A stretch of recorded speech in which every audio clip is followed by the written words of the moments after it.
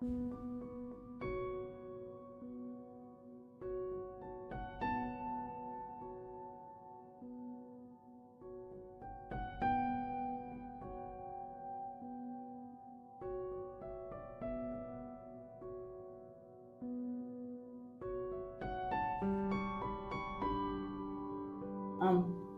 I'm trying to keep together. I'm Marianne Newsom Collette. Patricia is my sister. She left home when I was 9 years old, and that was the last time I saw her.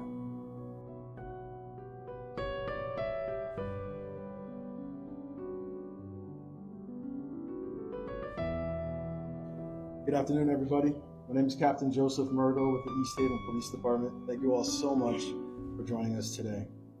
We're here to provide an update on a case that has haunted this community for almost 5 decades. As most of you know, the body of a deceased female found bound and gagged was discovered in a drainage ditch along Frontage Road on August 16, 1975. Over the years, detectives have followed up on every lead that came their way, but the victim of this heinous crime remained unidentified for 48 years, and her killer has never been brought to justice.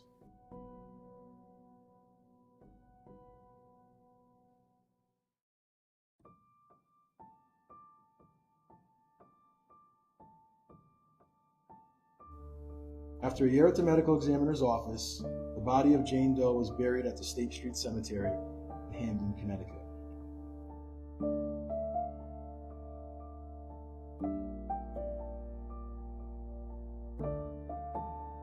We decided to take this investigation to the next step in 2020 when we explored the possibility of exhuming her body from the State Street Cemetery. State Street Cemetery in Hamden is no longer in operation and has been defunct since 2010. It's the location of many unmarked graves.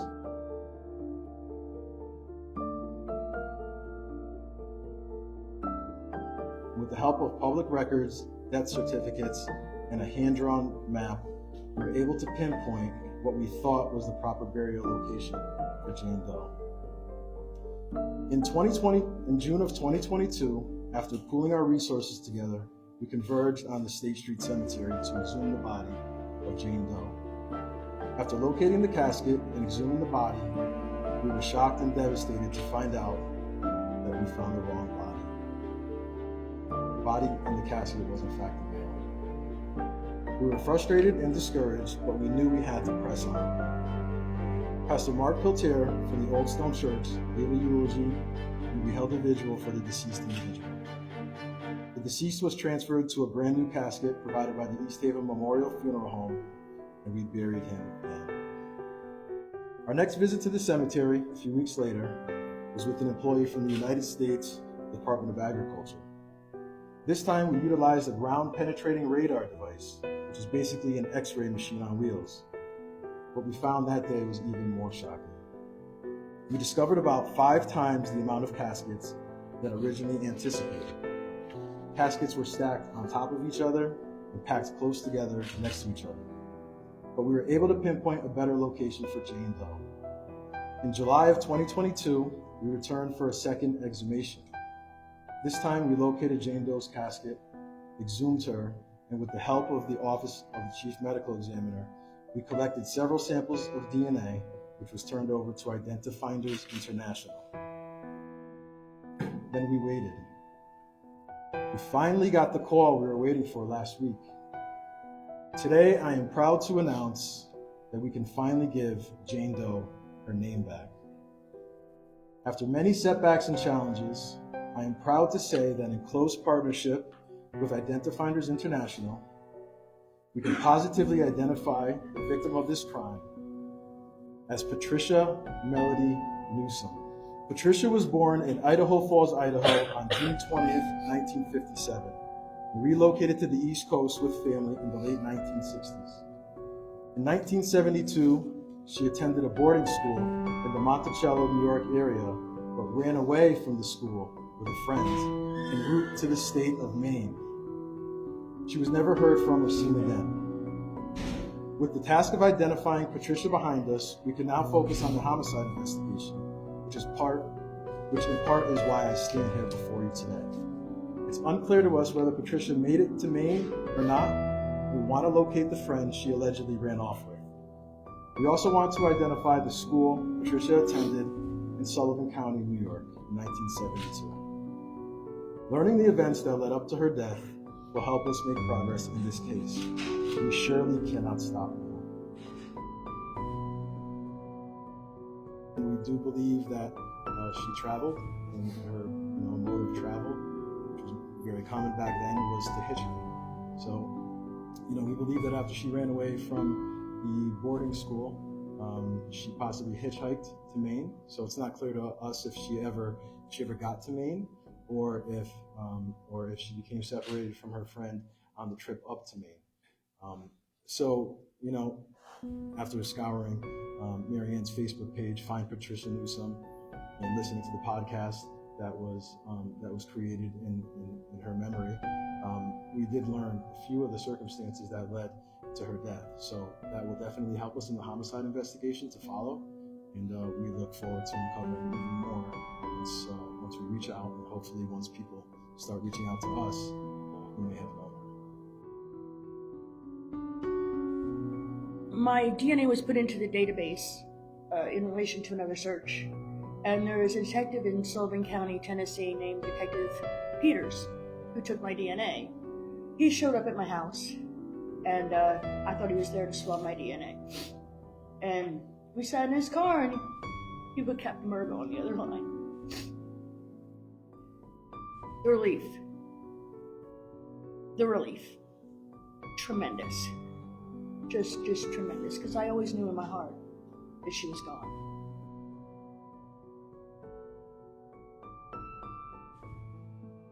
She was 17 the last time I saw her. It's my understanding that it was not too long after her 18th birthday that she was gone.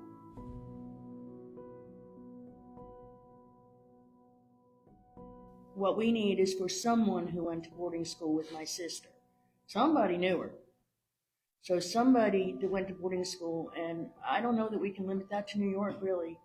I think we want to put that for the whole anybody who knew her. Her name was Trisha. Somebody went to school with her, somebody knew her, somebody knew something. The world doesn't act in a vacuum.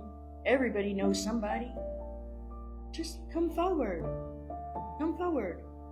I'm not going to be angry. Nobody's going to be angry. If you knew something and you didn't say something for all these years, we all have reasons for what we do or don't do. Now's the time. Now's the time. If you know who did it, just anonymous tip, something, anything, unburden yourself.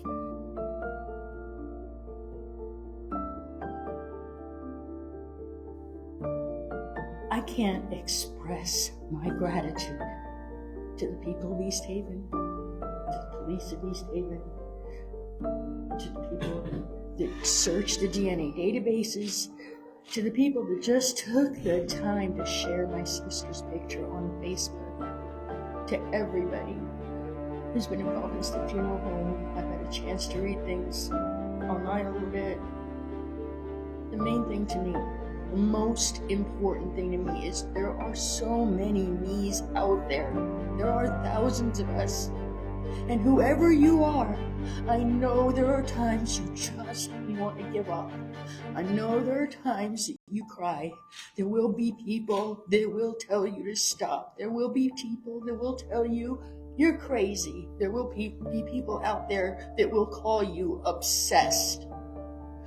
There will be people out there who love you. There will be people out there who support you. There will be strangers out there wishing well for you that you never knew existed. There will be a whole town that took care of your sister for 47 years. Get your information out there. Don't just sit on the couch. Don't just cry. Get your information out there in GED match. Do what you gotta do. The soundtrack's changed over the years. Pump up the volume to Pink. Whatever you gotta do. Sit there at the computer. Make a Facebook group. Don't let people tell you to stop. They never stopped. I never stop. Don't stop.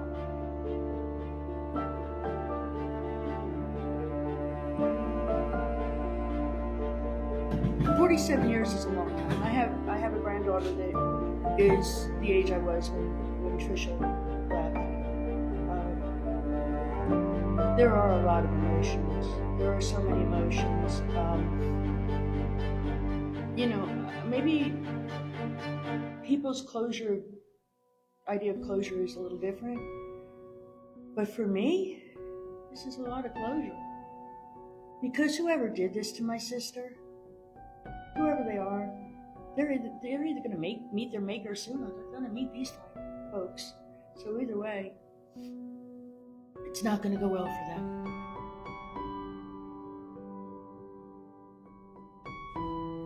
Right now, I want to have her cremated, and we want to have her put with my mom, but I want to keep her with me just for a little while.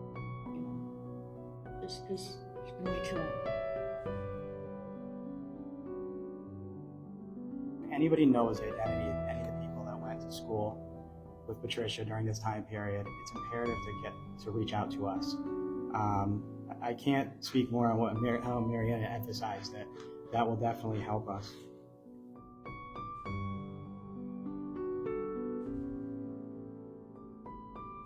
You don't want to remember this as a Jane Doe. No. Who was she?